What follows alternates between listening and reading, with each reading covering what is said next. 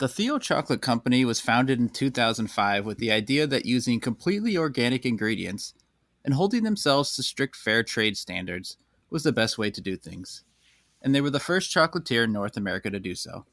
It's hard to argue with their lofty morals, but there is no congeniality prize handed out by YTD. Will Theo's products be as sweet as their intentions, or will nice guys finish last? You tried that.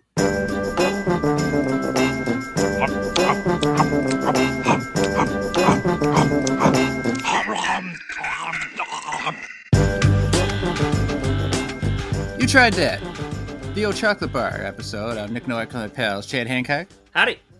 Nick Geiger. Hello. And back in the return episode is Robert Persinger. Robert, how are you doing? Doing good. Thanks for having me back. Appreciate it. Why did we not bring on a Theo for this episode? Like maybe your brother Theo should have come. Theo Persinger, is that? Yeah, probably. Anyway, that's me. Bye, guys. That would have been You have smart. to do it in another voice and pretend to be Theo. We could have brought like Malcolm Jamal Warner. You think he would do the podcast? I was going to say, that's the only Theo I could think of. I was trying to think of a Theo. Theo Roosevelt, right? Oh, yeah, famous Theo. Mm-hmm. Could you bring Theo Huxtable on and not say a word about Cosby for an hour? So, This would have been the pudding episode, I guess. I thought you would just want to know if we could probably bring him on. Like, I'm sure he's gettable now, right? He's not doing anything. Yeah. It's on Cameo. Go out for a cameo and then turn it into a podcast appearance. just buy 6 Cameo blocks in a row. Just keep talking to him.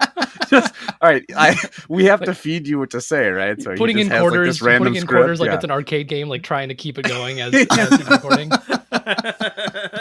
For some reason, these guys want me to speak into this Cameo and say that I'm indifferent to Dad, I guess. I don't know. I don't even know what that means. We blew a bunch of money on Cameo and we picked Malcolm Jamal Warner. I'm like, what the fuck? Right. Well, it's $1.25 as opposed to most guys $100. So, have you guys ever done, Robert? Have you ever done Cameo or thought about, or who would you do it if you were going to do a Cameo? That's a really good question because I feel like it's just one of those things where I feel like some people are really doing a great job and they're doing kind of like a fun personal message, and other ones I think it's just kind of like they're just doing the motions, like, hi, I'm that person you know from this thing, and have a happy birthday, anniversary. I did see you can get a zookeeper who takes care of koakas, which are these really cute smiling rodents in Australia.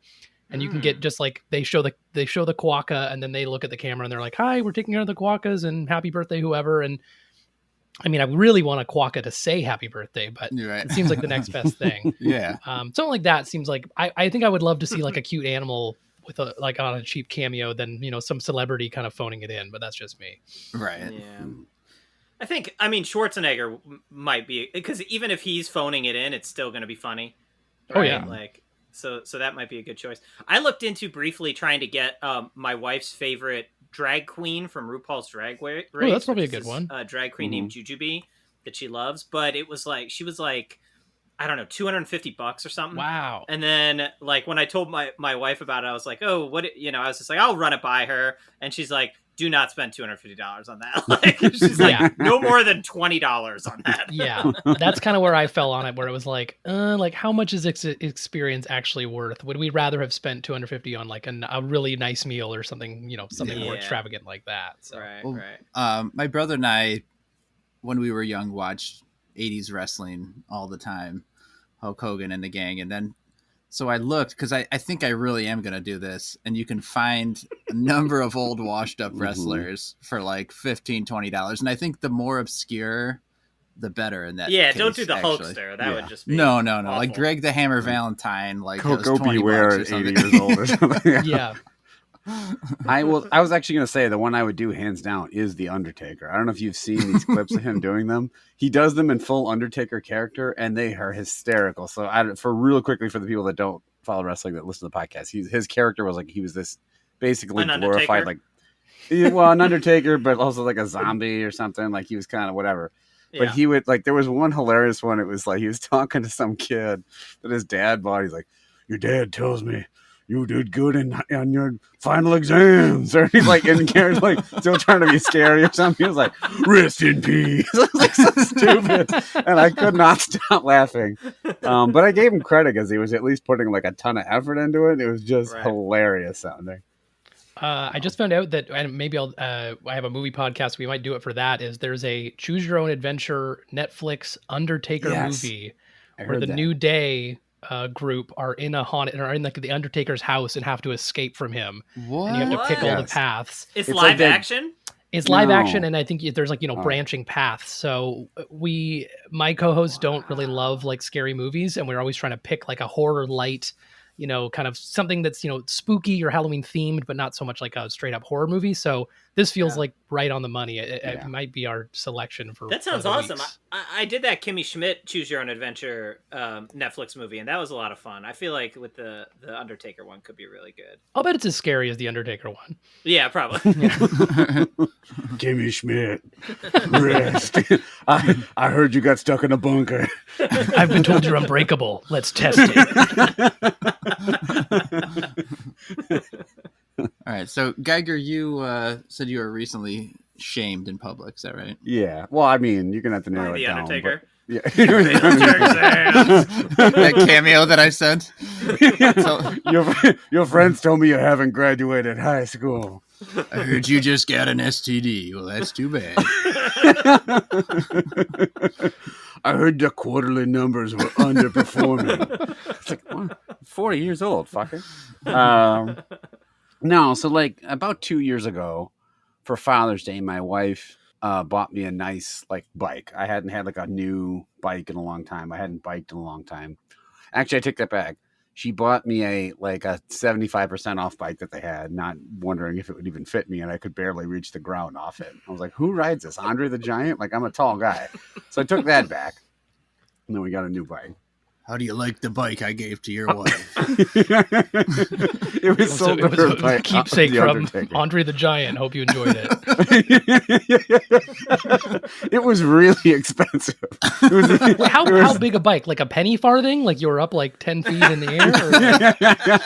Or? Yeah, because you're, look, for the listeners who don't know, you're a tall, you're 6'2".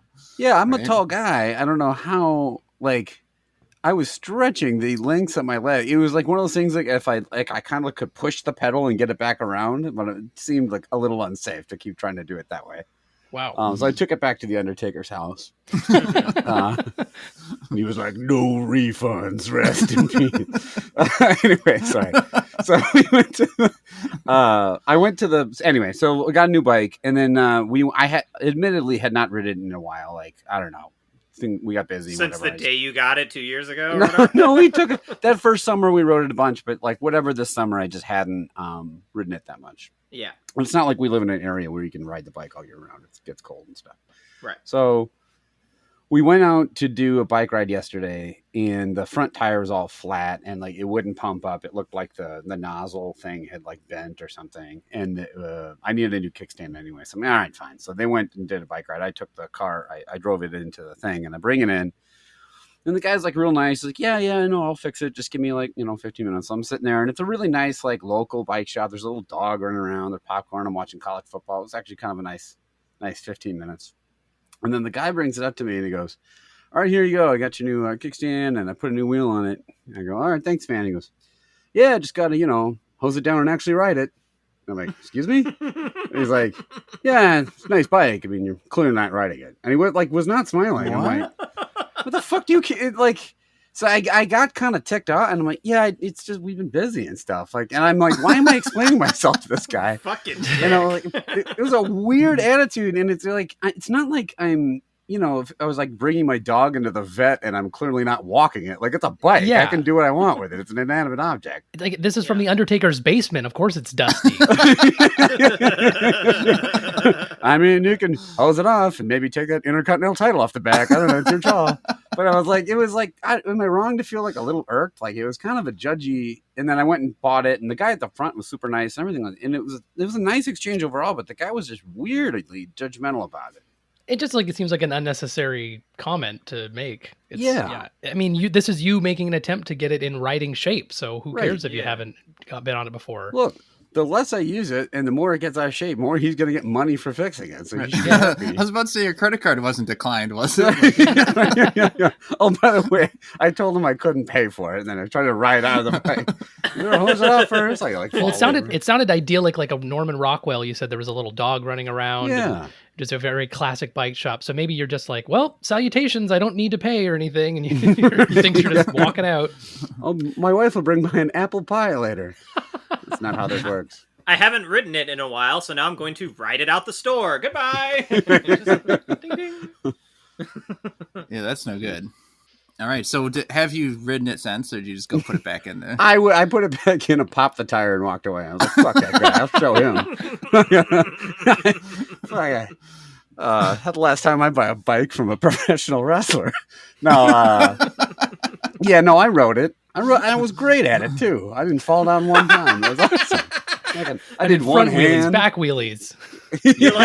You're like filming yourself ride it and then like sending it to him, like texting him the videos as you like. Hey, do me a favor. Road. Follow me on TikTok. I've got some stuff to show you. Yeah, I feel weirdly like I have to live up to this guy's expectations now. Boy, real sweaty from riding that bike. Did you have an issue when you went to get Bret the Hitman Hart's rollerblades fixed too?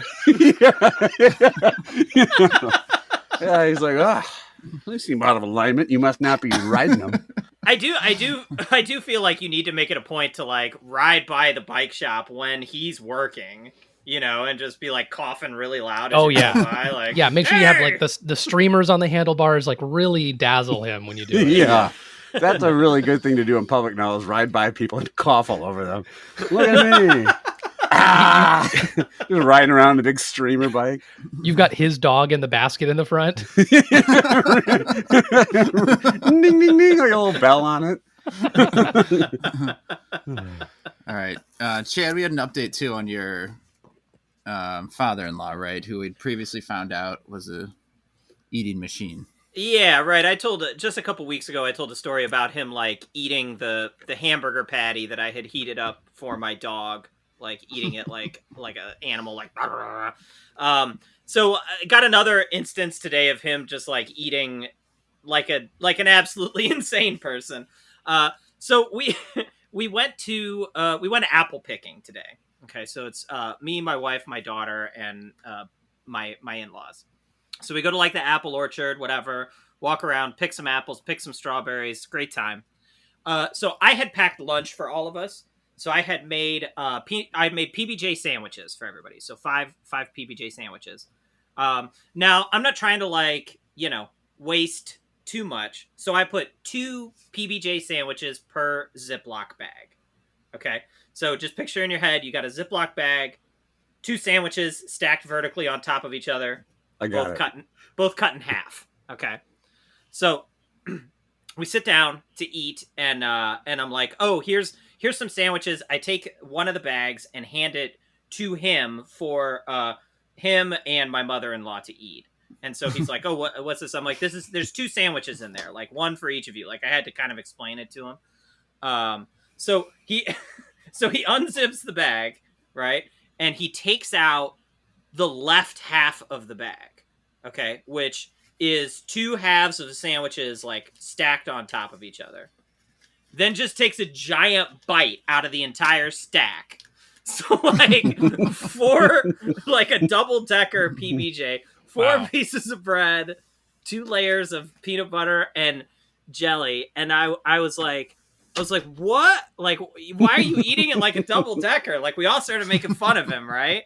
And he just was like, I thought it was one sandwich. He ate the whole rest of the half that way. Like, he didn't stop. Like, I don't know if he was trying to prove a point, but he just went through the entire sandwich, just these huge, tall bites of this PBJ. But at least he did give the other 2 halves to his wife to eat. He didn't. Yeah, that was the part I was worried he was just going to have mowed the whole thing before you turned around or whatever. I think he would have if we hadn't said anything to him. Mm-hmm. But have you guys could you eat a sandwich that way? Have you done that? I spent most of the story trying to figure out how you jam 2 sandwiches into a it's impressive sandwich bag. It seems like they were really be crammed in there. Yeah. Yeah, it's sandwich bag, 1 sandwich, but somehow you got 2. They're like, okay, look, they're like. Was this a gallon storage bag or what was this? No. Did you use communion wafers for bread? What happened? No, that's the thing. It was actually like, this wasn't Wonder Bread. This was like thick, like kind of fancy bread from look the at deli this that West I had bought. Coast elite. I know. And And these and the Ziploc bags, they were those kinds that were those fancy Ziploc bags where it's like the bottom opens up so that it can like stand vertically.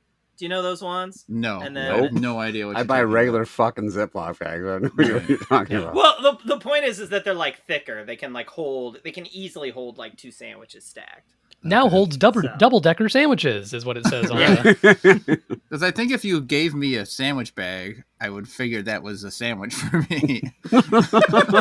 Yeah, reasonable. Wait, so I'm the problem here? Here's a single sandwich bag. Feed your family. Mhm. I mean, that's like a club sandwich, though. That's not too bad, right? I mean, that's a lot of peanut 4 butter to pieces take of in. bread? Well, it's a big club sandwich. an extra large club. Yeah, That's one where like it'll ruin the roof of my mouth if I don't, especially if it's like if it's really nicely toasted bread on a club. I almost have to eat it like at an angle or sideways because when the bread hits the top of your mouth, it's game over. It's worth it. It's a great sandwich, but it can do some damage. Game over. Yeah, the rest of the day is done. All right, let's eat some chocolate. We've got Theo Chocolate Bars, 3 of them. We're gonna rate them on a 5-point scale. Love dat, like dat, indifferent to dat, dislike dat, and hate dat. And I think we need to start with sort of probably the most basic, the sea salt. Mm-hmm. So the Theo Chocolate Bar, like I mentioned in the intro, is fair trade is something they promote on the front.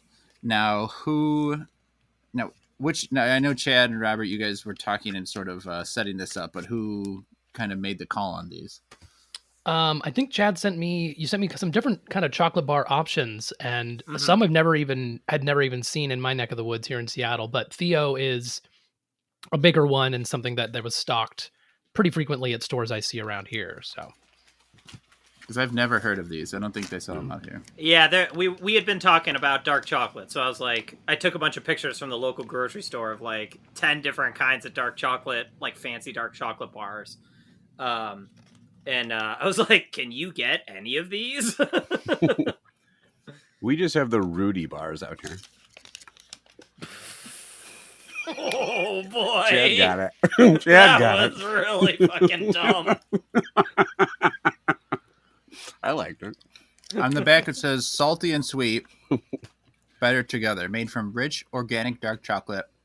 With a pinch of sea salt, this bar is the perfect combination of flavors. And it's a 70% dark chocolate, so pretty yeah, so it's a pretty dark chocolate. Definitely getting that salt when you first bite it. big ass bar. And it's divided into 8 squares. Do you like dark chocolate, Robert? I do.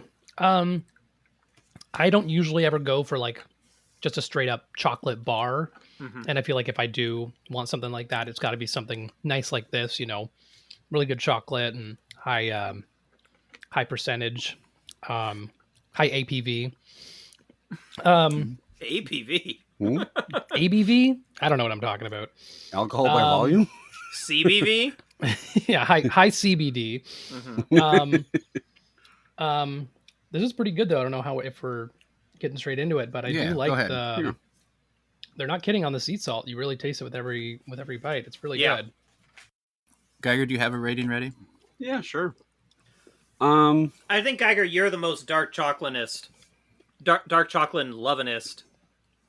You like the highest CBV of all of us, I think, is what I'm trying to say. Yes, that was smooth. Yeah, I really like dark chocolate. I'm the most darkenest chocolatist dude of all time. I think it's obviously a well-made candy bar.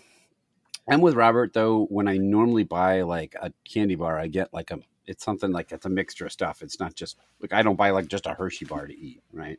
Yeah. Obviously, this is much nicer chocolate than a Hershey bar. It's almost I like salt and stuff. It's almost a little too salty for me. Like it's just like when I bite in, I hear it crunch from the salt. It's kind of weird to me. But it's good. It's a solid like that. It's a hard to screw up. It's like a good dark chocolate candy bar, and I like dark chocolate, and I think the sea salt is nice. Little too salty, but that's a quibble, so I like that. It's fine. Geiger, you have a pretty high HPV level too, right? Yes, I have. I am just riddled with it. Yeah, it's everywhere. Okay. Boy. Yeah, that's herpes by volume, right? Oh, HBV. I have a 1-inch penis with a million herpes. So does that work out right? Did I do the math? Geiger, your bike has a pretty high RIP volume, right?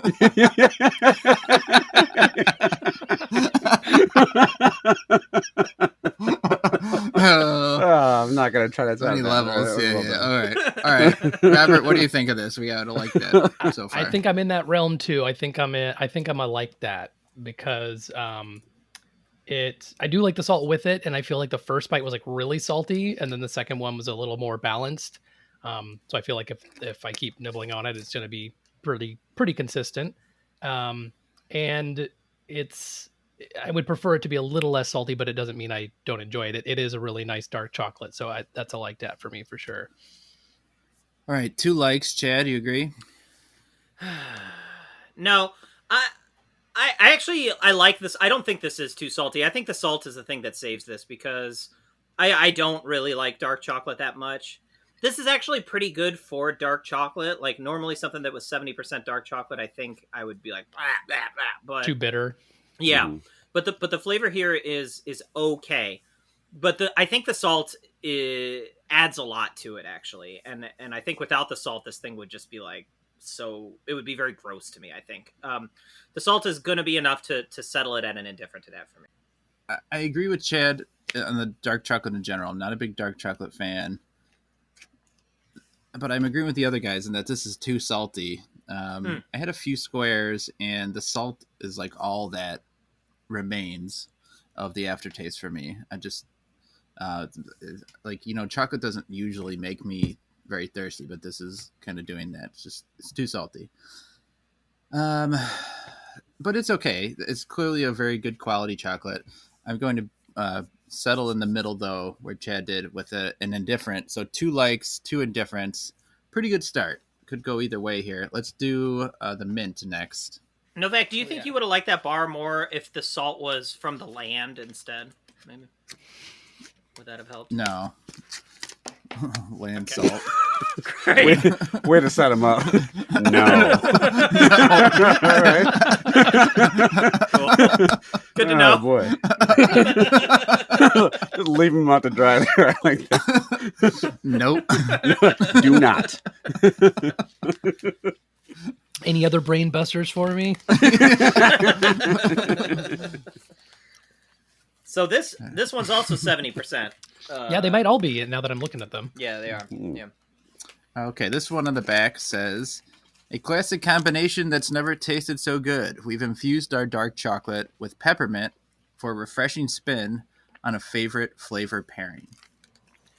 Robert, do you like chocolate and mint together in like forms, a little more common forms like Yorks or Andes or anything like that? Yeah, I was gonna say not as much York peppermint patty. That might be like too much on especially like the peppermint. Maybe I'm not as keen on as like a standard mint. But I do love an Andes mint, and I feel like that's actually just like a fun treat if you ever go to a restaurant and they give you a couple Andes mints with the check. It's like finally something back for me. But I do. Plus I all do the food and genuinely service like I received. Yes, yeah.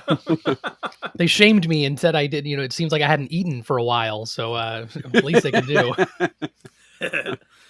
But what about like Thin Mints or like mint Oreos, something like that? Yeah, I'll get down with all those. I'm fine with. I don't like crave sweets all the time. I'll definitely eat them when they're like presented to me, but I don't like seek them out. And I actually like when they do a combination chocolate with something else because I like chocolate, but I love when they add something to it. So if I was going to get like, say, a hot chocolate when I was out, I would rather have like a raspberry hot chocolate or like something or cinnamon or just something fun kind of added in than just the standard. This did remind me when I first tasted it of an Andes mint, obviously missing that like actual little layer of mint inside, but it's pretty consistent throughout. I thought it was pretty good. Okay, Chad, you start this one. What do you think? You usually hate mint. Yeah, I don't like mint and stuff, but I actually don't really taste a lot of mint here. I think it's very subtle. I think I was expecting like a stronger mint flavor. For me, that's actually going to help it. Um, I don't know. Is this one really any worse than the last one? I might be just doing like 3 indifferents here tonight. We'll see. But I do like the sea salt better than this one, but not by much. So this one, I think I'll just give this one also an indifferent to that. All right, Robert, what do you think? Yeah, I feel like I'm kind of. I don't feel like it's as distinct a flavor as the first one we tried with the sea salt. Doesn't mean I don't like it, but if I liked the first one and I like this less, I'm leaning closer. Yeah, I think I'm kind of closer to indifferent on this one. It's not bad. It's just like I guess the comparison to Andy's mint is apt because I feel like I would rather have that combination of mint and chocolate separated, but in the same sort of little bar than this one where it's sort of throughout the whole thing, but it's a little, like Chad said, a little more subtle. Okay. I love chocolate and mint. I love York peppermint patties. I love Andy's. When you buy them at like a chocolate shop, a lot of times they'll be called like mint meltaways or something like that, where it's just chocolate with mint in the middle, which makes this very disappointing. I just don't think like there's something here that's a rough combination. I'm not sure exactly what it is, but it's not hitting home for me. The mint doesn't taste good. The aftertaste does not taste good to me. And I do think the sea salt one was a little bit better. I'm gonna make this a dislike that. Kind of disappointed. So, Geyer, where do you fall? I like mint and chocolate a lot. Mint chocolate chip is maybe my favorite ice cream. I like Andy's mints a lot. I admit I didn't like this as much as I thought I would, and I think it is because the dark chocolate's just like such an it's so dark and it's like a bitter taste that it's masking the mint a little bit. Whereas like what I like about like a mint chocolate chip thing or just a mint chocolate combination is that the mint is like super refreshing. You still get the sweetness, but this is less refreshing and more just like bitter dark chocolate taste afterward. I still like it. I am still going to give it a like that. I still think it's tasty, but I don't like it probably as much as the sea salt one, kind of like you guys. So. All right, a like, 2 indifferents, and a dislike. The sea salt's still in the lead, but Cherry Almond, a wild card. We'll see if that can take it after the segment. But today, welcome guys. I'm going to be your dungeon master for this segment. So I've never played. Say what? I've barely ever played. This is a D&D thing. It's not like a sexual. Yes, I know. Novak is slowly putting on a ball gag. He's not gonna be. You're not gonna be able to hear him in a second. Mine tastes like potato. So I don't know. I found this out about D&D. Have any of you? I know Chad, your brother, played it a bit. I played it. Maybe you know. Too, yeah. Robert, do you have any D&D experience? I think I've done like a digital. Like I think I played a game where a video game where you are playing as a D&D player, which is maybe like a whole other level of nerdy, but like that's as close as I've gotten. Oh boy. Never in person. Maybe that's worse. You're simulating a nerd? Yeah, it's actually another layer. You're playing someone on a computer playing a video game of D&D. You're playing a neckbeard in their parents' basement. You're not having sex playing a guy who's not having sex? Deep role playing. All right, so there are 4 different. There's actually 5, but I made it into 4 different main skill areas a D&D character can have. All right, and you guys, I'm going to give you in these 4 different categories the different skills, and I'm going to describe what the skills are, and you guys are going to work together to decide which is the best of these skills. All right, so we're making a D&D character. They can only have 1 skill from each category. So the category is dexterity, intelligence, wisdom, and charisma. Right? These are D&D categories. I'm going to list off 4 different dexterity. I'm going to describe what they are, and you guys must come to an agreement on which is the best of these to have. All right. Okay. Which would be the best to have in real life. So your first dexterity would be acrobatics. All right. Acrobatics covers your attempt to stay on your feet in a tricky situation. such as when you're trying to run across a sheet of ice, balance on a tightrope, or stay upright on a rocking ship's deck. All right. Or ride a bike for the first time in 2 years. It can include acrobatic stunts such as dives, rolls, somersaults, and flips. Tombstone pile driver. So which we're talking about, you're going to get this. Actually, let's say you're all going to get this in real life. All right. Which one you're going to increase these? So your acrobatics is one. Another one, sleight of hand. Your manual trickery, such as planting something on someone or concealing an object on your person. Also, you can lift a coin purse off another person or slip something out of another person's pocket. Ooh, those sweet coin purses. So basically a criminal is what this is. So either you're a criminal or a dirty cop is what that says. Yeah, or David planting Blaine. stuff on other people to make them look like criminals. Right. So, but you have those two. There's stealth. It says when you attempt to conceal yourself from enemies, slink past guards, slip away without being noticed, or sneak up on someone without being seen or heard. Right? As we've done in many video games. And the last one, athletics. Athletics covers difficult situations you encounter while climbing, jumping, or swimming. Examples include the following. You attempt to climb a sheer or slippery cliff, avoiding hazards while scaling a wall, or cling to a surface while someone is trying to knock you off. As comes up regularly in midlife. Yeah. Common athletics. The three of you are going to get this increased on your person. Your acrobatics, your sleight of hand, your stealth, or your athletics. Which one you guys are going to talk and come to agreement on which is the best? To use for daily life is the point. Yeah, not yeah. for like winning a dungeon. Right. Thing. Okay. Oh, and daily, like, yeah, because I feel like the sleight of hand stuff and the thievery ones kind of sound, and like stealth and sleight of hand to me seem less important in day-to-day life than athletics or what was the other one, the acrobatics. Acrobatics. And I feel like I'm not scaling a lot of walls and getting kicked off of stuff in my normal life. So personally, I'm leaning towards the acrobatics ones, where you just kind of like, it would be nice to like miss that last stair on a walkway or something, and then like not completely eat shit. So like having something, having that upgrade would be pretty nice. And land it. Yeah, just do a simple front flip and be like, I'm fine. Meant to do that. Whoa. Look at that guy's dexterity. Not worrying about like a small fall as we all do as we get older would be pretty sweet. It's weird that the range of activities for dexterity, like the way they describe acrobatics, is walking a tightrope or not falling over on a boat. That's a big range. Those are two. I'm sitting pretty when I'm on a boat. I'm not trying to walk all around. Right. Yeah. You're just on a boat. It's rocking. You're running in circles. Yeah, running back and off. forth to both sides. Yeah. That one guy's doing the tightrope between two skyscrapers, and you're just down in a dinghy. Like, we're the same guy. My question is, how much does that help you? Whereas I think, couldn't stealth help you in life maybe a little? Do what? Maybe. Sneak into where? What do I got to sneak? Work. You show up late.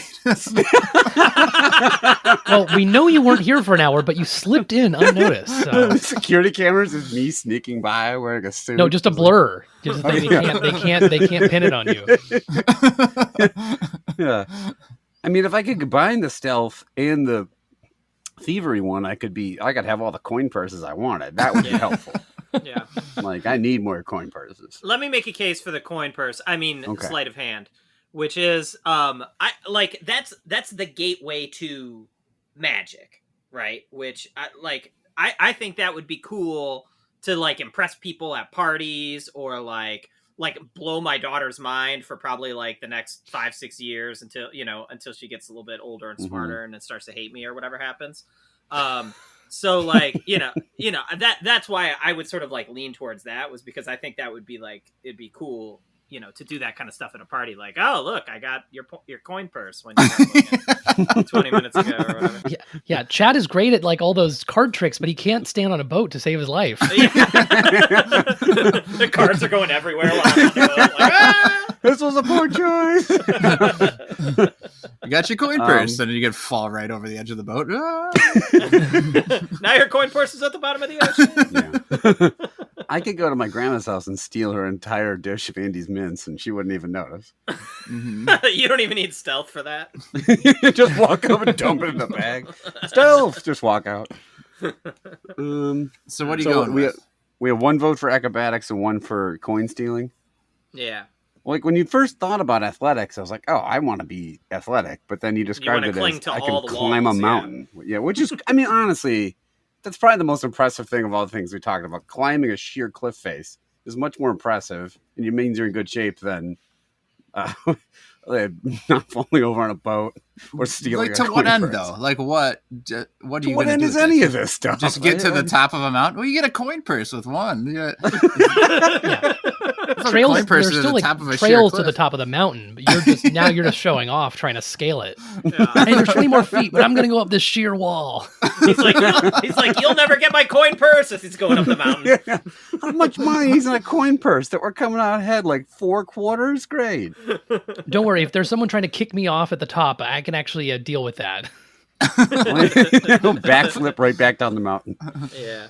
Oh. I could be swayed for sleight of hand. I think that All there right. is like practical applications for impressing people at a party and stuff. But I'm just picturing more like I would love not to have to worry about just some dumb move on my part. Yeah.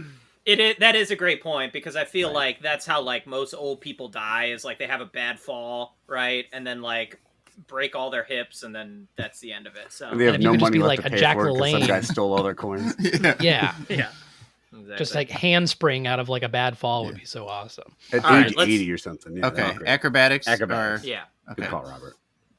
Actually, a lot of people die of heart attack when they reach for their coin purse. Find And it. fine, it's gone. All right.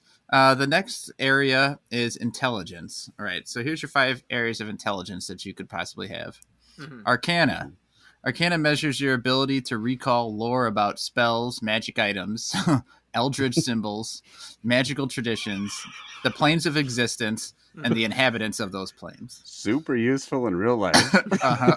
This is just like Lord of the Rings lore for me, where I'm like, did you know that Galadriel? You just become Stephen Colbert all of a sudden with that one, I Yeah. guess. Like, All right. History. History is your ability to recall lore about historical events, legendary people, ancient kingdoms, past disputes, Lore. recent wars. tell you about all the Theos throughout history. Let me tell you this lore about Stonewall Jackson. Pretty incredible. Investigation. You might deduce the location of a hidden object, discern from the appearance of a wound what kind of weapon dealt it, or determine the weakest point in a tunnel that could cause it to collapse. Mm. Okay. So if someone gets smashed by a mace, you might be able to say exactly, this was a mace. Nature. Nature measures your ability to recall lore about terrain, plants and animals, the weather, and natural cycles. A lot of lore recalling. And going on religion, as you might think, measures your ability to recall lore about deities, rites and prayers, religious hierarchies, holy symbols, here. and the practices of secret cults. So you've got arcana, history, investigation, nature, and religion. How did you not say recall lore of lords? Right, that's what I should've gone with that one. That's arcana. Hmm. Hmm. I feel like in a real world setting, like the nature one would be pretty Yeah. awesome, especially if you spend any amount of time in the outdoors. Like knowing you could eat a certain berry or what, plant if you brushed against would totally give you horrible, rash or something like that would be nice to just have right off the top of HPV, your I hear dome. Mhm. Yeah. That plant gives you HPV really bad, I heard. Yeah.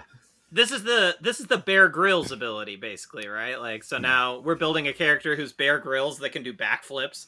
Is that like where we're headed? Yep. He just backflips his piss all over the place. Like, I'm gonna drink this. Where'd you get that HPV? It's from the plant. Do not ask me. I am a nature expert. Don't question me. Look, I'm just saying, when you're out in the woods for a long time, that plant starts to look really attractive. Yeah, I was thinking it was either that one or investigation. I think like you could be a really like world-class detective. You could figure out how someone died and like what tunnel collapsed and how. Like you'd be the world's foremost expert on tunnel collapses. someone's telling you, you know, their relative passed away, and you can like mansplain them and be like, actually, I think based on my deductions that it was this other thing happened. They got murdered. What? By you, I think. A whole bunch of bullets collapsed. Here, on I their have it all head. written down, actually, if you want to see what I've been working on. They have, it looks like they were shot in the head twice, but according to this tunnel, I believe it collapsed directly upon them. It looked like I got shot in the head twice. However, they may have brushed against some poison sumac. What happened? Yeah, what happens if you become the world's foremost expert on collapsing, and then you just run around telling people how jet fuel can't melt steel? Oh, God. Yeah, but what about this tunnel in this cave right here? Well, I haven't really researched as much, but building 7.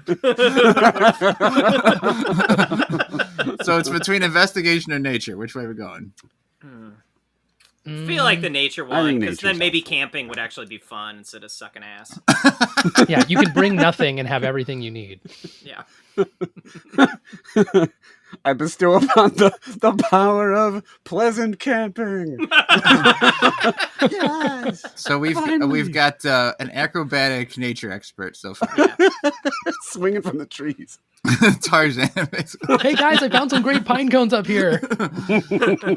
All right. So you have 5 choices in the area of wisdom. Your first one's animal handling. You can calm down a domesticated animal, keep a mount from getting spooked, or intuit an animal's intentions. All right. You can only calm domesticated animals who are like probably already mostly calm. Like, all right. Hey, shut up.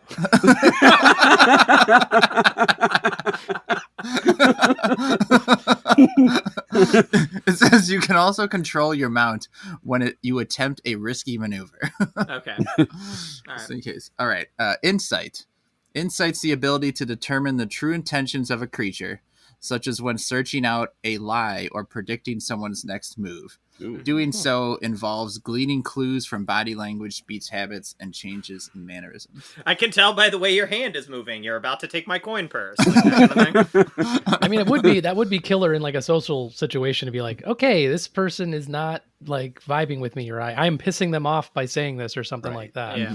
Or like if you're meeting like King Kong Bundy to pick up his hoverboard and you're like, yeah, I'm thinking maybe he's trying to screw me over on this one. This guy at the bike shop seems upset that I haven't done used the bike very much. I got on the bike and immediately tamed my mount. I'm like, oh, it's working much smoother now. Look at this. When you intuit though, you should have to like put, you know, two fingers to your forehead and I think he's just an asshole. You got medicine. Medicine lets you try to stabilize a dying companion or diagnose an illness. Okay. I think a lot of people are diagnosing themselves nowadays anyway. So. Medicine gives you 24 hours access to WebMD. Medicine is just a subscription to Joe Rogan's podcast. Number 4, perception. Perception lets you spot, hear, or otherwise detect the presence of something. It measures your general awareness of your surroundings and the keenness of your senses. Now it says, for example, you might try to hear a conversation through a closed door, eavesdrop under an open window, or hear monsters moving stealthily in the forest. Okay. Oh my God. Okay. And finally, survival. Helps you to follow tracks, hunt wild game, guide your group through frozen wastelands, identify signs that owl bears live nearby, predict the weather, or avoid quicksand and other hazards. Are owl bears like a popular D&D thing? I don't even know what the fuck that is. They are. I mean, they're exactly what you think. It's like the size of a bear, but with like an owlish face, and they're just like a big kind of hybrid creature in D&D. I wouldn't want to run into that. Yeah. All right, so you got animal handling, insight, medicine, perception, or survival. We got some of that survival stuff Yeah. covered with our nature skills. I That's feel true. like, yeah, there's a little crossover. I think for daily life, the insight one is the most, like being able to intuit people's intentions and read people, like way more useful. Like you'd be a great poker player. Yeah, just be less gullible. Like Yeah. your trusting your gut would be better because you just would have just more more information, basically. Mhm. Yeah, I think that's a good one. That, like, I could see perception being helpful, but maybe I don't want to know every time, a pebble gets kicked in my alley and I'm like, who's over there? So I, unless it's an owl bear, then I really want to know. Yeah. Yeah, but how are you going to stop your dog pulling you onto your leash? If only I knew how to command it. If only you were big enough to be a mount. Yeah.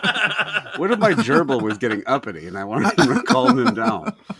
I think the problem with the medical one, like, it sounds like the best at first, but then, like, that's a lot of pressure because it's a try to heal people. Right. And if people knew you could heal people, but you weren't always successful, then everyone's just pissed off at you because they couldn't save your grandma or whatever.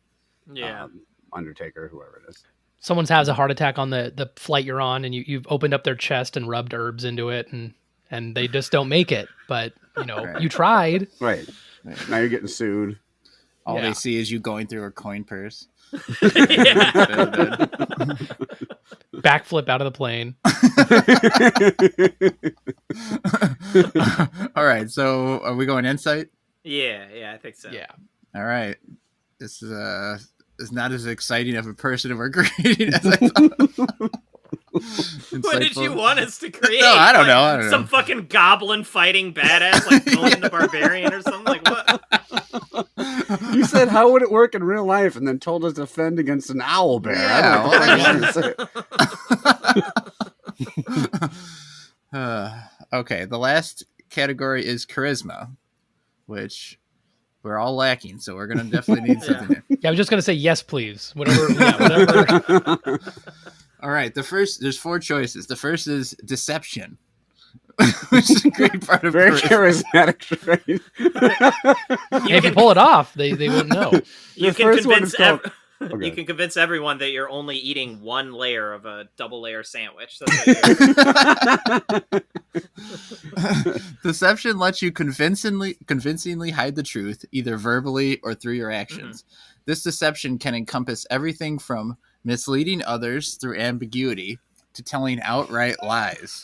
Typical situations include trying to fast talk a guard, con a merchant, earn money through gambling, or pass yourself off in disguise. All right, so that's a good one. Fast talking guards.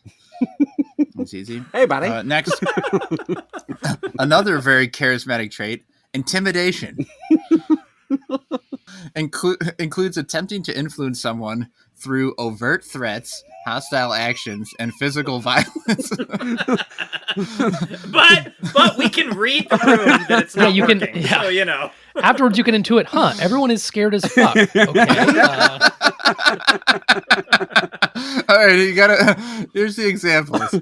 Examples include trying to pry information out of a prisoner, convincing street thugs to back down, or using the edge of a broken bottle to convince a sneering vizier to reconsider a decision. That sounds like a guy was mad at his boss at the game company. It was like, we're going to tell Doug in accounting, go shove this bottle up his ass. Like, he's all angry.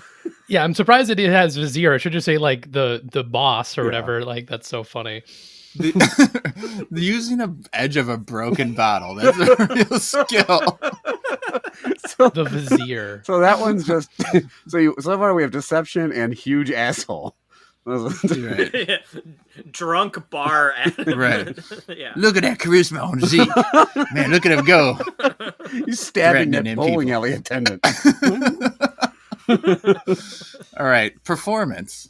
Performance determines how well you can delight an audience with music, dance, acting, storytelling, or some other form of entertainment. We have none of that, I can tell, yeah. Yeah. All right. So you can scare the shit out of people, or you can really delight them.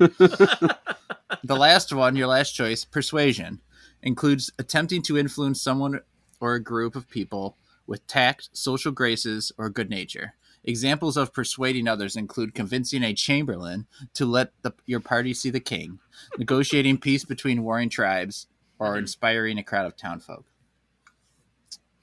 So we've got deception, intimidation, performance, or persuasion. What's the last trait we want to add? Man. Performance is nice, like being able to just like summon that up and like be entertaining, like be on when you need to be on would be pretty awesome. And I feel especially like it because we turned down the party trick earlier of the coin purse. Right. So like we need to do something to entertain people. Yeah.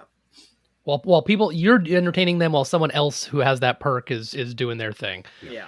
And even though there's like kind of a negative connotation to some of the other ones, like persuasion, like being able to like convince people when you want to do something and, and do a good job of it, not even necessarily in a negative way, just, you know, it's maybe a good idea, and being able to successfully navigate that would be kind of nice too. That's at least where I'm leaning. Right. Like we should go on a second date. And be nice to be able to persuade them. Will you listen to my podcast? Yeah. Whereas I'd pick intimidate and be like, listen to my fucking podcast, like waving a bottle around. Huh? Jesus Christ, where'd you come from? Stabbing someone in the gut. Now you'll listen. Here, put this earbud in. Just shoving it in their ear. Deception. My podcast is great.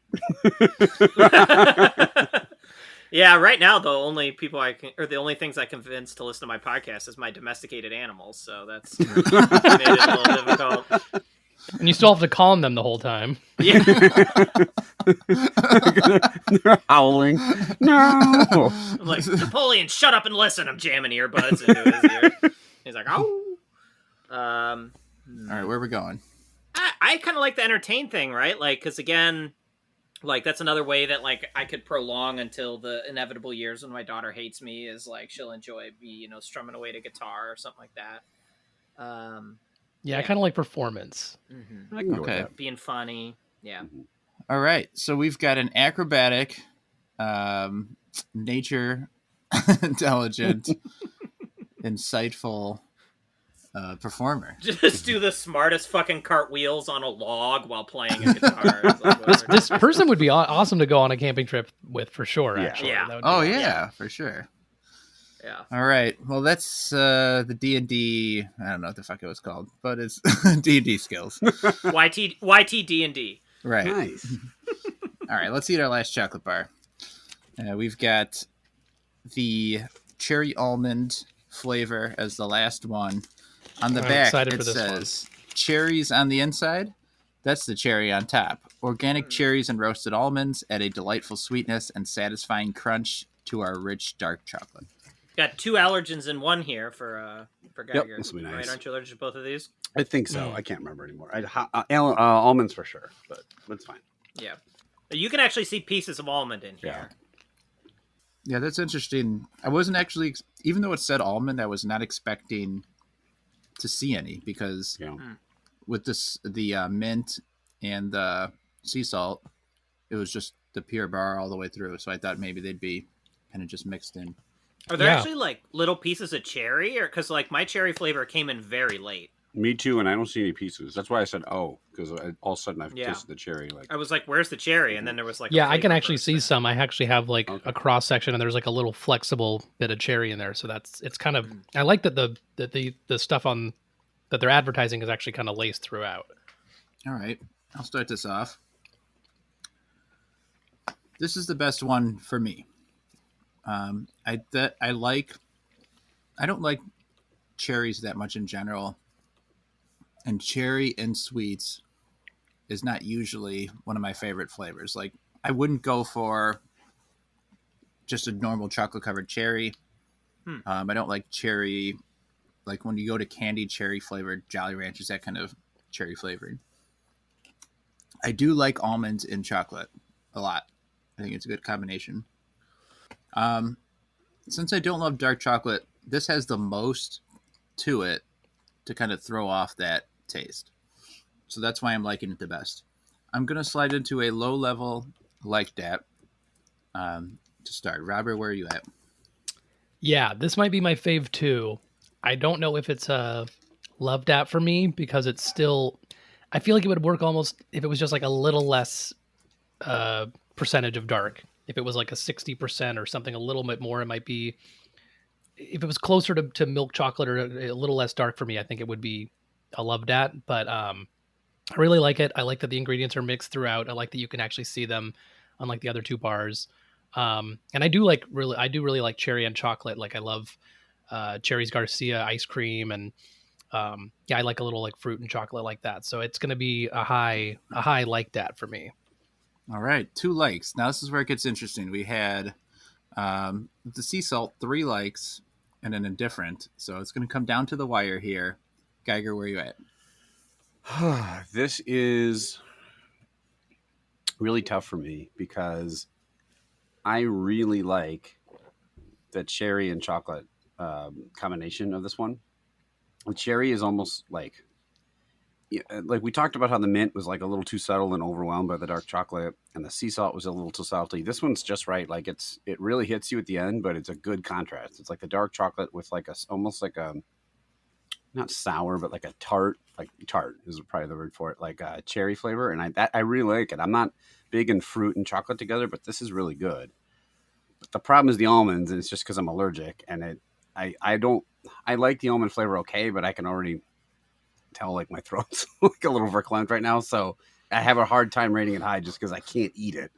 But it's hard because it's not the bar's fault. Like the bar tastes good, it's just my problem. So, I'll give it a like. It's kind of the bar's fault. Well, I mean they they didn't make them just for me. It's not Nick's bar; it's Theo's bar.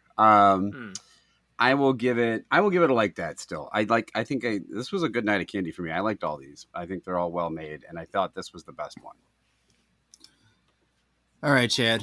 You can still sync this thing though. I can, because if you give it an indifferent, we're gonna end up with a tie. A like it wins, a dislike it loses. So what do you got? But real quick, this doesn't matter because the mint is already out of the running. But I am gonna change my score on the mint down to a dislike that because why? The mint aftertaste. Yeah, I got intimidated to it by Big Cherry. No, it just the aftertaste was bad.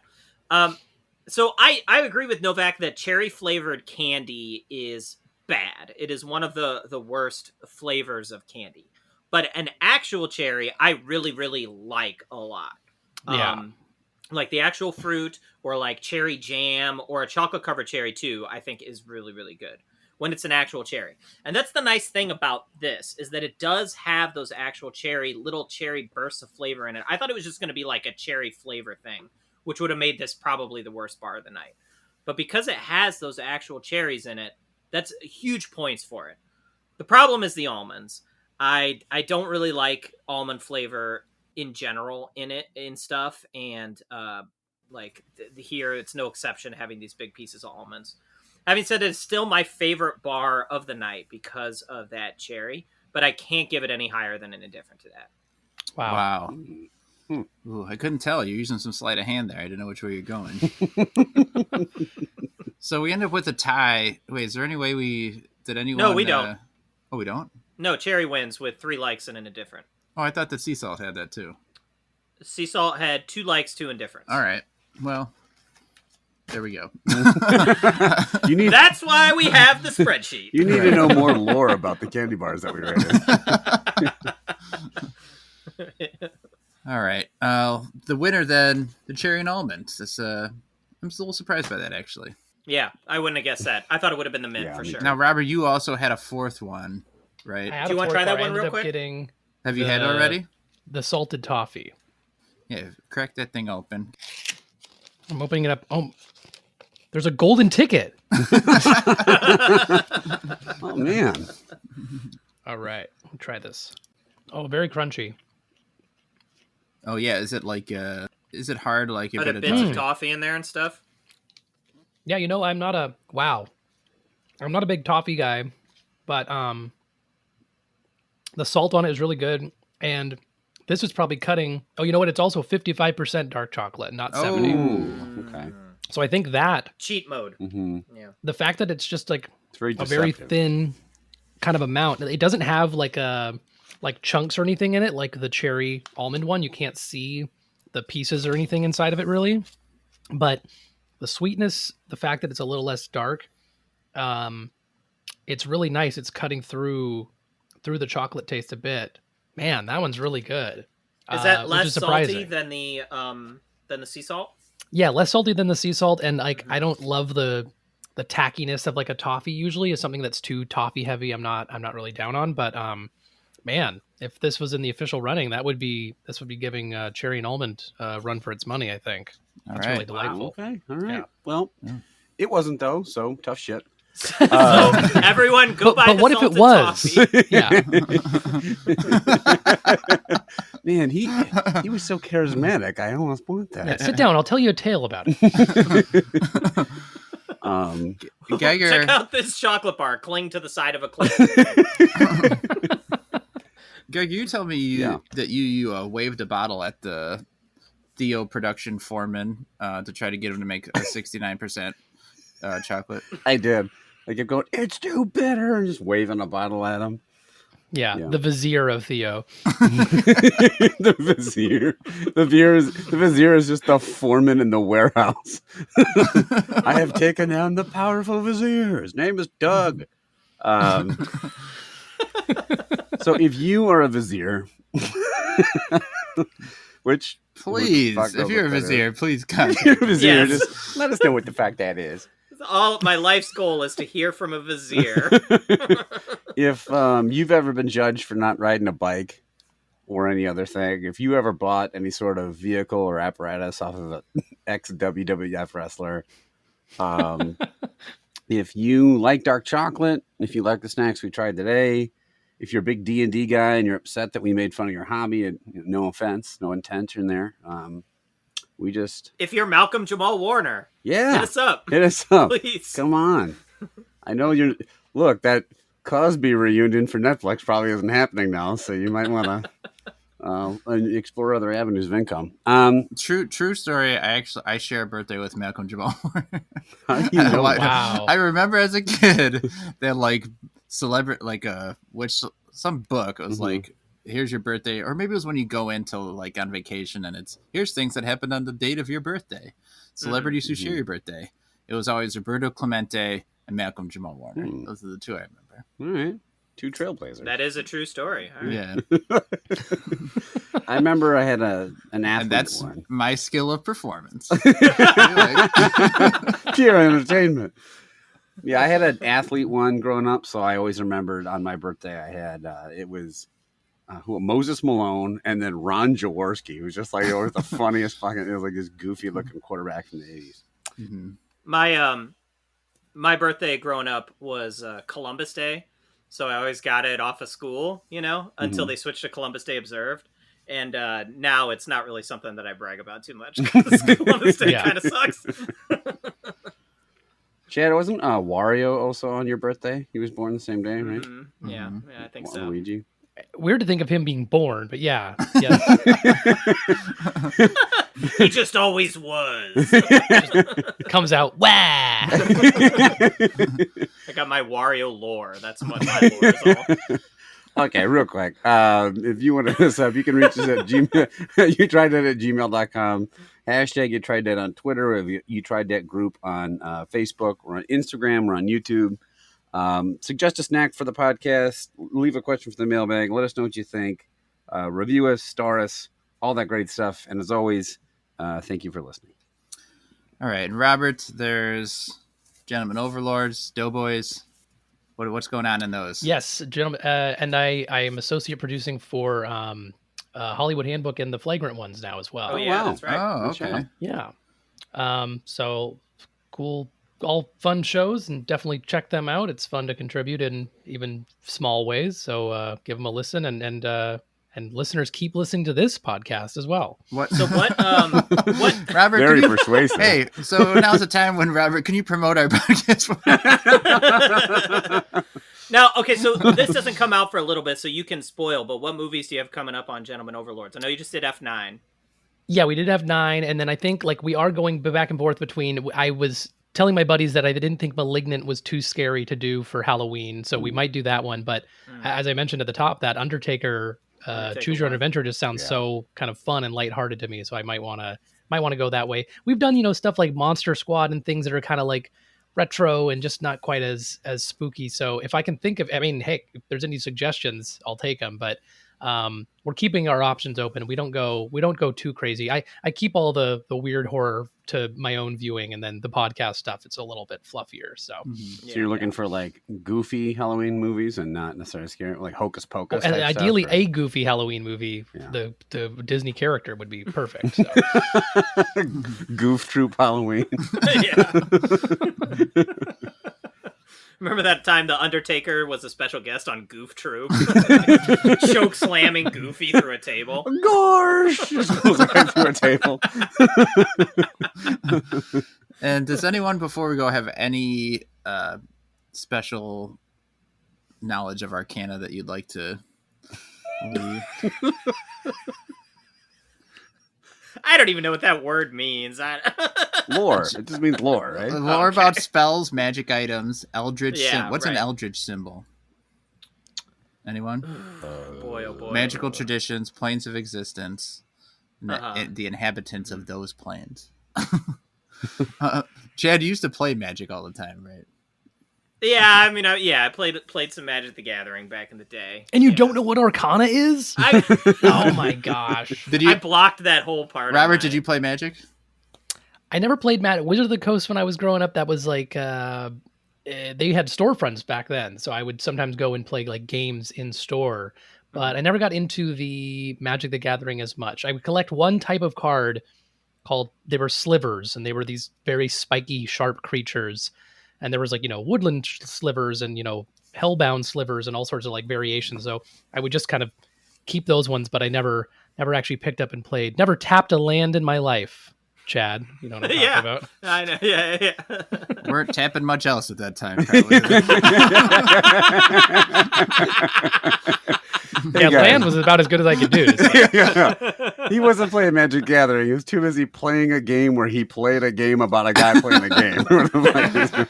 Yeah, I did play Magic the Gathering, the simulator. So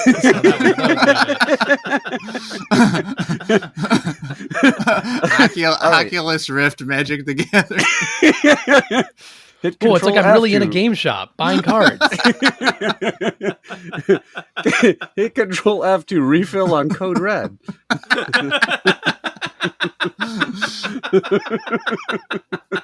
No way, dude. No drinks at the table.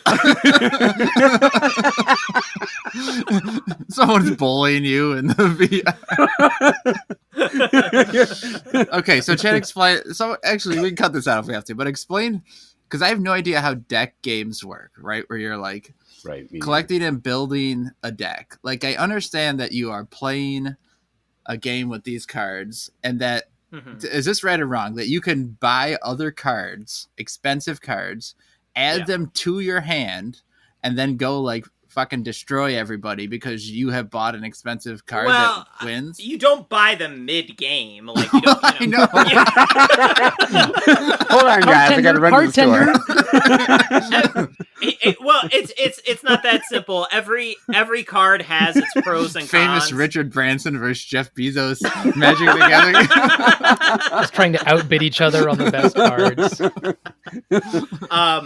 Every card has its pros and cons. So even the ones that are super powerful, they require like a lot of mana to summon into existence. Yeah. So like, if you're trying to bring in like a super strong warrior or whatever, then you can't bring in like 10 little pawns at the same, you know what I mean? Like, so there's trade-offs between doing that. And I know that there's some tournament play where like you almost like halfway what you were describing, you would buy unopened packs, open them at the table with your opponent, and then build a deck from what you have just acquired, which adds an element of like, how well can you make do with what you have just uncovered? And then there's also the element of like, you could get some really great cards that are, officially sanctioned. They're allowed to be used in league play or whatever, but you're not walking in with like your OP deck that can like trounce everyone either. Yeah. So that's kind of I know that's an element of it. I remember Bezos got his ass kicked when he played he did not too well at all. Bezos opened a level 10 wizard and a Moses Malone rookie card. So these are really assorted cards. Is half the deck the mana stuff then? That like gives you need the mana cards to do stuff. I think the land is that right? Like the land is a lot of like gaining energy, kind of like right. Elements. And you have to have different types, and like if you don't have the right type of land, you can't bring in like that super powerful monster or whatever. You know what I mean? So I don't remember the proportions though. It's been 20 years. I heard the description. I still don't understand it that much better. You're better off. All right. All I know is if you play the Moses Malone, it's an unbeatable card. It's over in full. All right. Well, Robert, we want to thank you so much for coming back on the show. Absolutely. Great to have you. Of course, anytime. All right. Well, that'll do it for this time. We'll be back next time. We're trying out 3 brand new snacks. Yep.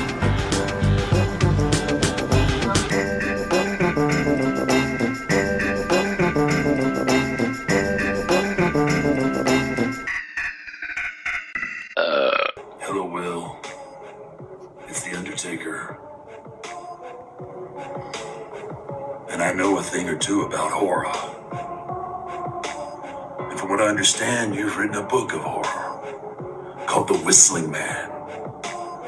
Well, Will, I hope it becomes a New York Times bestseller. And if people don't go out and buy that book, they may come face to face with horror.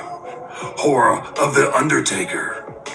Buy the book or rest in peace.